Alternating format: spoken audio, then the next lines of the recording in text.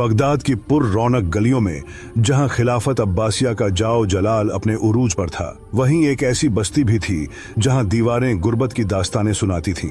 इस बस्ती के एक कोने में एक खस्ताहाल झोपड़ी थी जहां बाबा खैरदीन नामी एक बूढ़ा रहता था, जिसे लोग सखी फकीर के नाम से पुकारते थे। बाबा खैरदीन का चेहरा वक्त के झुर्रियों से भरा हुआ था, मगर उसकी आंखों में वह चमक थी जो महलों में रहने वाले उमरा को भी नसीब नहीं थी।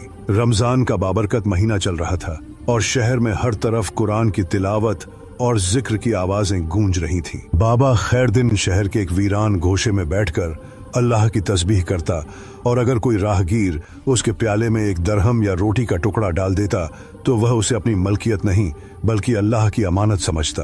एक तपती हुई दोपहर में जब सूरज सवा नेज़े पर था और प्यास से हलक खुश्क हो रहे थे, बाबा खैरदीन अपने पुराने मिट्टी के प्याले को सीने से लगाए बैठा था कि उसकी नजर एक ऐसे शख्स पर पड़ी जो लिबास से तो निहायत मुअज्जज मालूम होता था, मगर उसके चेहरे पर हवाइयां उड़ रही थीं। वो शख्स लड़खड़ाता हुआ बाबा के पास आया और निढाल होकर जमीन पर बैठ गया। बाबा ने उसे गौर से देखा और अपनी चादर से उसे हवा देने लगा। इस अजनबी ने कांपती हुई आवाज में कहा, ए बुजुर्ग, मैं इस शहर का मुसाफिर हूँ। मेरा सब कुछ लुट चुका है और मैंने 3 दिन से कुछ नहीं खाया। क्या तेरे पास इस मिस्कीन के लिए कुछ है? बाबा खैरदीन के पास उस वक्त सिर्फ एक सूखी हुई रोटी और थोड़ा सा पानी था जो उसने अपनी इफ्तारी के लिए बचा रखा था। बाबा ने एक लम्हे के लिए भी नहीं सोचा और वो रोटी उस शख्स के सामने रख दी और कहा कि ए मुसाफिर, तू मेहमान है और मेहमान की खिदमत करना मेरा फर्ज है।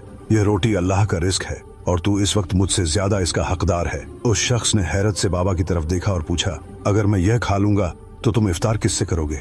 बाबा ने मुस्कुराकर जवाब दिया, जिस अल्लाह ने मुझे पैदा किया है वह मेरे लिए कोई न कोई रास्ता निकाल ही लेगा। तू फिक्र न कर और अपनी भूख मिटा। वो अजनबी रोटी खाते हुए फूट फूट कर रोने लगा और कहने लगा कि मैंने बड़े बड़े महल देखे, सखियों के दस्तरखान देखे, मगर ऐसी सखावत पहली बार देख रहा हूँ जहां बांटने वाले के पास खुद कुछ नहीं। बाबा खैरदीन ने उसे तसल्ली दी और कहा, सखावत माल से नहीं बल्कि दिल से होती है। जिसके पास दिल बड़ा हो वह फकीर होकर भी बादशाह है, और जिसका दिल तंग हो वो बादशाह होकर भी फकीर है। सूरज ढलने लगा और इफ्तार का वक्त करीब आने लगा। बाबा खैरदीन ने अल्लाह का शुक्र अदा किया कि उसने उसे एक इंसान की खिदमत का मौका दिया। वो अजनबी दुआ देता हुआ रुखसत हो गया।